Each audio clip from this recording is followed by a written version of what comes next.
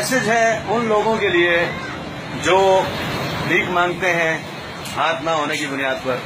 मैं एक होटल पे खड़ा हूँ, रोटियां लेने आया हूँ। इस जवान को देख के मुझे बहुत खुशी हुई। मेहनत कर रहा है, हाथ नहीं है लेकिन अपनी मेहनत से कमा रहा है। काश के पाकिस्तान के सारे नौजवान ऐसे ही हो जाएं।